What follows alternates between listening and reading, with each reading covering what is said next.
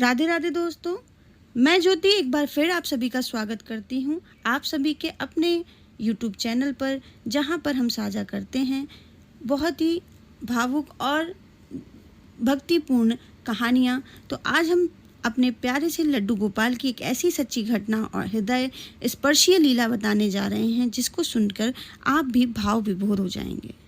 तो चलिए प्रारंभ करते हैं। तो मेरी एक जो सहेली है, जो बचपन की सहेली है, जो वर्षों से अपने घर में लड्डू गोपाल की सेवा करती है, जैसे अपने छोटे बच्चे का ध्यान रखती है, वैसे ही वो अपने कान्हा की सेवा किया करती है।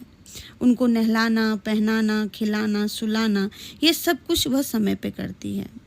एक दिन की बात है, सुबह का समय था। उन्होंने रोज की तरह पूजा की, बच्चों को स्कूल भेजा, सास ससुर को नाश्ता कराया और फिर अपने लड्डू गोपाल को स्नान कराकर दूध, दही, फल और नाश्ता अर्पण किया।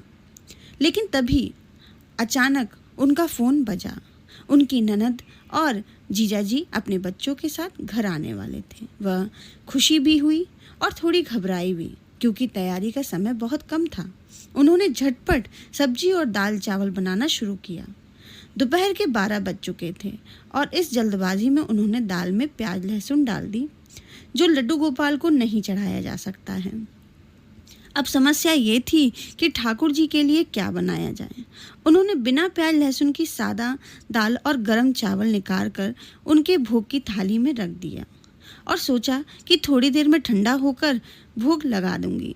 लेकिन तभी एक और समस्या खड़ी हो गई।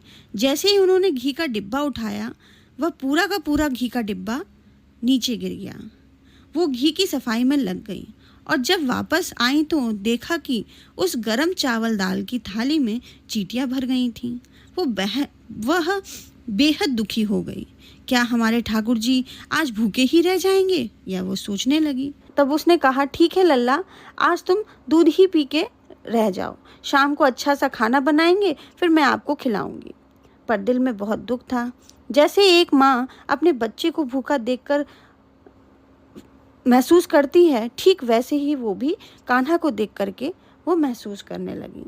जब वो सबको भोजन कराने के बाद रसोई में सफाई करने लगी, तब उनकी नज़र फ्रिज के ऊपर रखी मिठाई के डिब्बे पर पड़ी।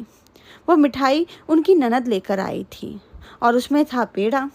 जैसे ही उन्होंने पेड़ा देखा तो उनके मन में खुशी की लहर दौड़ गई।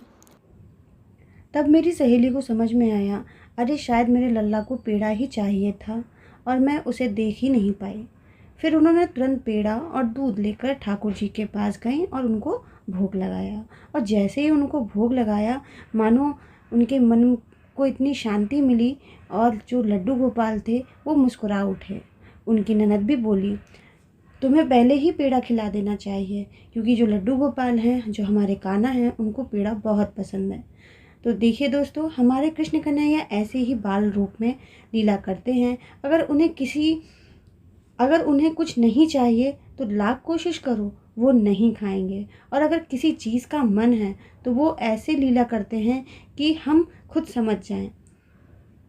जैसे कभी घी गिरा देंगे, कभी थाली में चींटियां लगा देंगे और कभी तो कपड़ा नहीं पहनने देंगे, क्योंकि वो हमसे रूठ जाते हैं। और फिर जब मान जाते हैं तो वो मुस्कुरा कर, बस वही हमारे जीवन का सबसे सुंदर पल होता है। और अगर आपके साथ भी कभी ऐसी घटना या ऐसा अनुभव हुआ हो तो समझिए आपके लल्ला जागृत हैं, वो आपके साथ हैं और आपके पास हैं हर पल। अगर आपको यह लीला अच्छी लगी हो तो वीडियो को लाइक ज़रूर करें, चैनल पर नए हैं तो सब्सक्राइब करिए और बेल आइकन के बटन को दबा दीजिए, ताकि अगली लीला कथा आप तक सबसे पहले पहुंचे। और हाँ, इस वीडियो को अपने दोस्तों, परिवार और कान्हा प्रेमियों के साथ ज़रूर शेयर करें। तो आप सभी का बहुत बहुत धन्यवाद। सभी को राधे राधे।